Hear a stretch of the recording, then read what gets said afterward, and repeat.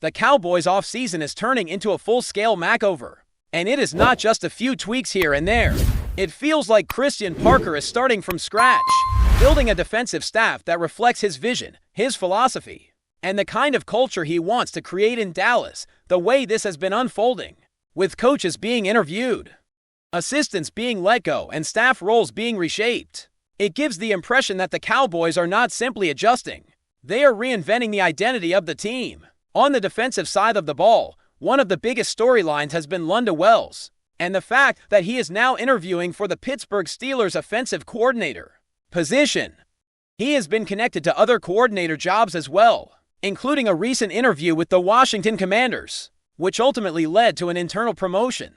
That situation already raised some concerns because it seemed like the Commanders were looking for a seasoned play caller, but instead they went with someone who was more of a position coach. Now, with Wells in the mix in Pittsburgh, the question becomes whether the Cowboys might actually lose him. Wells has been working closely with Mike McCarthy since he arrived in Dallas, and the relationship between them is clear. Wells has a resume that shows a coach who has worn many hats: tight ends coach, offensive line assistant, and a player developer who has earned respect across the league. The reality is that moving from tight ends coach to offensive coordinator is a major step, and it is hard to imagine a coach turning down that kind of opportunity, especially when it comes with more responsibility and a bigger title.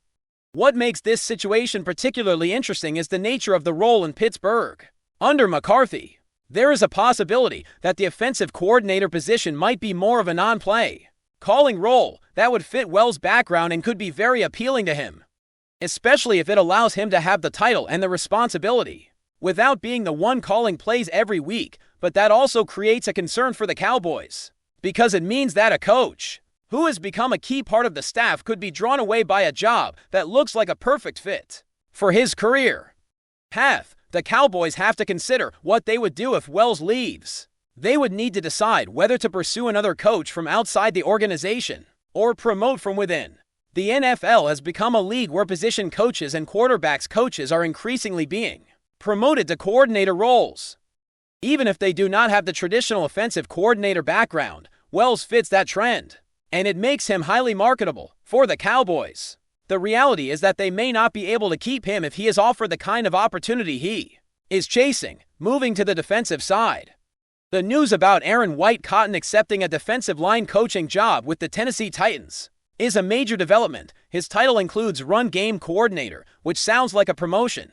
But in the NFL, it is not always a full coordinator role in the way that offensive or defensive coordinator titles are. It is more of a designation that adds responsibility, but it does not necessarily mean he has more authority or control. Still, from the Cowboys' perspective, his departure may not feel like a massive loss because it gives Christian Parker the chance to shape his staff without being tied to coaches who were brought in under the previous regime. White-Cotton was clearly someone who fit the previous defensive system, and his work in Dallas reflected that. He had been part of the staff that brought a certain defensive style to the team, and he was effective in that role. The question now is whether his approach aligns with what Parker wants to build. Parker is trying to establish his own identity, and it makes sense that he would want coaches who share that vision. The Cowboys could have tried to keep White-Cotton, but choosing not to block his departure suggests that the organization is prioritizing the long-term direction over short-term continuity. What makes this even more significant is that it gives Parker a real say in the staff-building process. It is not common for a new head coach in Dallas to be granted that kind of freedom, but this time it seems like the team is allowing Parker to start fresh. White-Cotton leaving might actually be a positive sign that the Cowboys are committed to a clean break, and that they are serious about letting Parker build the kind of defense he believes in.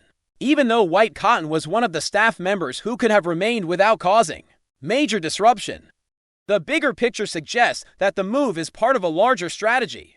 As the Cowboys look for potential replacements, one name that has come up is Marcus Dixon, who is currently the defensive line coach for the Minnesota Vikings. He has already interviewed for the Cowboys job, and his background includes time with the Rams and the Broncos, where he overlapped with Christian Parker. That connection matters because trust and familiarity are crucial when a new head coach is assembling a staff. Dixon has been praised for his ability to develop players, and that is a key quality for a coach. working with a defensive line that has high expectations. The complication with Dixon is that he may not be available if other teams make offers. The coaching landscape is constantly shifting, and connections between coaches can influence where they end up. Still, Dixon is a name worth watching because he fits the profile of someone who could thrive under Parker's leadership and help build the kind of defense the Cowboys want to run. His experience and reputation make him a candidate that the organization would likely feel comfortable bringing in on the staff front. Several assistants have already been informed that they will not return: Dave Bronzy, Andre Curtis, and David Overeat II, who served as the linebackers coach, passing game coordinator, and secondary coach, respectively, have all been let go. These moves were not surprising because these coaches were closely tied to the previous defensive coordinator. And with a new head coach comes a new direction. The departures create questions about continuity, but they also open the door for a complete reset. The reality is that Parker is likely looking for coaches who align with his philosophy rather than simply keeping people because they are familiar. That is the kind of change that can reshape a team. There are still coaches under contract who could stay or leave, including names like Darian Thompson, J.J. Clark, Brian Bing, and Tanzel Smart. But none of them appear to be locks. J.J. Clark may have the best chance to remain because his background aligns with what the organization typically values. But even he could be replaced if Parker wants to bring in his own people. It is possible that none of the current defensive staff returns and that the Cowboys enter next season with an entirely new group. That might sound dramatic, but it could be the right move. A fresh staff can bring new energy, new ideas, and a new approach to a defense that has struggled with consistency. The key will be finding coaches who can develop players, build a strong scheme, and create accountability. That is the kind of foundation Parker needs if he wants to build something that lasts. The coaching carousel is spinning fast, and the names being mentioned in connection with the Cowboys' defense are not just random hires. They are part of a deliberate plan to build a staff that can grow with Christian Parker and help him shape the identity of the team. The interviews that are happening now are not just about filling positions. They are about finding coaches who share a modern vision, who can bring fresh ideas, and who can work together to create a cohesive system. That is why the emphasis on young, rising defensive minds is so notable, because it suggests the Cowboys are trying to build a staff that can evolve over time rather than simply patching holes. One of the names that keeps coming up is Shane Bowen, the former Giants defensive coordinator. Bowen has a coaching resume that includes working under Mike Vrabel, and he has experience leading a defense at the NFL level. His time in New York has been scrutinized by some, but he also showed the ability to manage a complex scheme and coordinate a group of players with varying strengths. In Tennessee, Bowen seemed more comfortable and more effective, which could indicate that he is a coach who thrives when he is in the right environment. If the Cowboys are looking for someone who can bring structure, discipline, and modern concepts to the linebacker room, Bowen could be an intriguing fit. Another name generating buzz is Denzel Martin, the Steelers' outside linebackers coach. Martin's story is one of steady progression through the coaching ranks. He started in college coaching, moved into the NFL as a scouting assistant, and gradually worked his way up. His development has been praised by those who have followed his career, and his attention to detail is often highlighted. That kind of coaching mindset is exactly what the Cowboys need if they want to improve their linebacker play and build a more disciplined, physical unit. Martin has also been exposed to the Steelers' defensive culture, which is known for its emphasis on fundamentals and consistency, and that experience could translate well to Dallas. Renell Williams is another name that has been on the Cowboys' radar for a while. He has built a reputation as a defensive coach who understands pressure packages and how to build a scheme that can adapt to different offenses. His work has been noticed by other teams, and he has been linked to multiple interviews.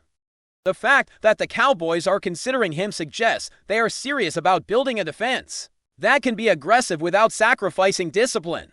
Williams has shown the ability to balance those elements, and that is something the Cowboys have struggled with at times. If they can find a coach who can blend pressure with sound coverage, it could be a major step forward.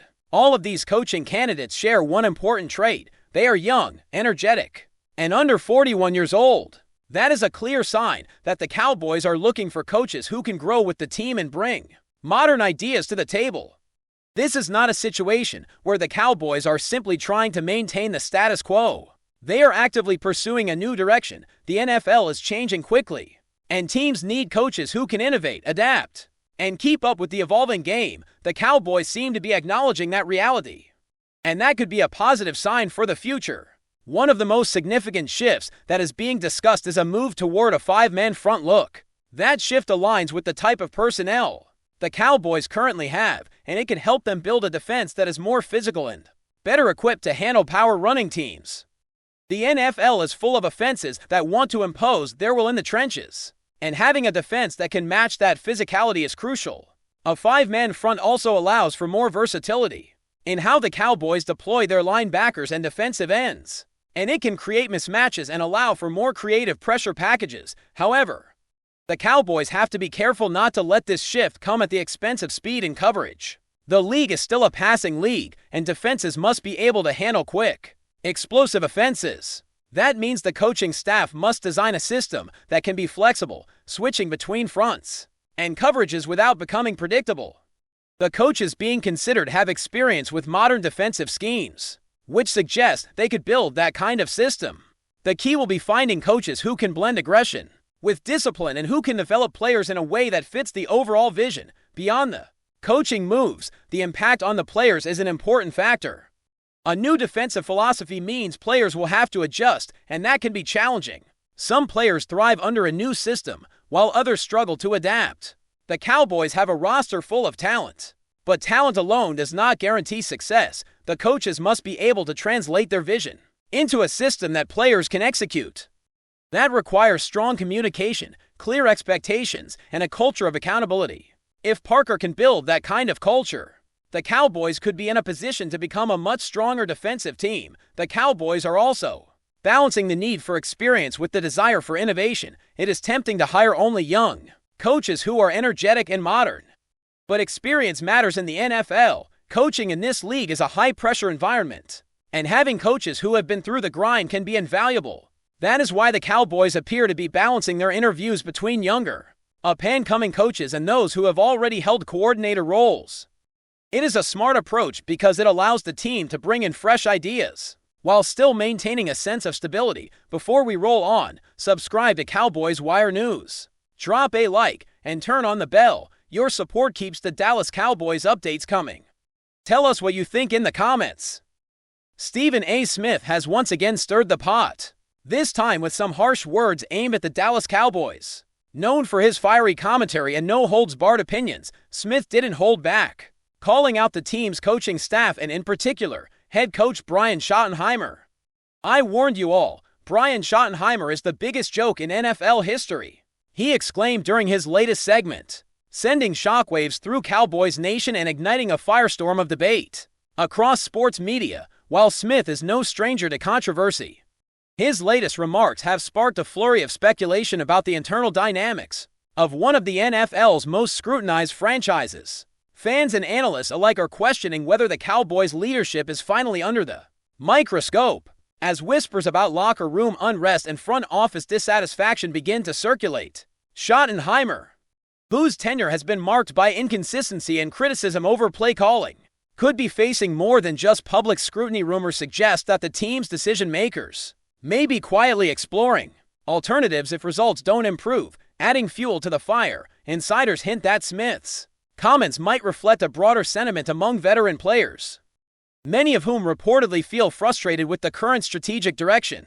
Could there be a brewing mutiny behind closed doors? While no official statements have emerged from the Cowboys organization, the mere suggestion of unrest is enough to keep fans and pundits buzzing. Social media platforms are ablaze, with supporters and critics dissecting every word of Smith's tirade and speculating about potential shakeups. If these rumors hold any weight, the upcoming weeks could prove pivotal for Dallas. With the spotlight firmly on Schottenheimer, every play, timeout, and decision will be scrutinized more than ever. For now, fans are left to wonder, is this just Stephen A. being Stephen A., or is there something more significant brewing within the Cowboys' ranks? One thing is certain, controversy is never far from the Cowboys, and Smith has once again ensured that all eyes are on the team. Whether it's a wake-up call or the beginning of a full-blown crisis, the NFL world will be watching closely. That's a wrap from Cowboys Wire News. For breaking Cowboys updates, subscribe, drop a like, and turn on the bell. Tell us your take in the comments.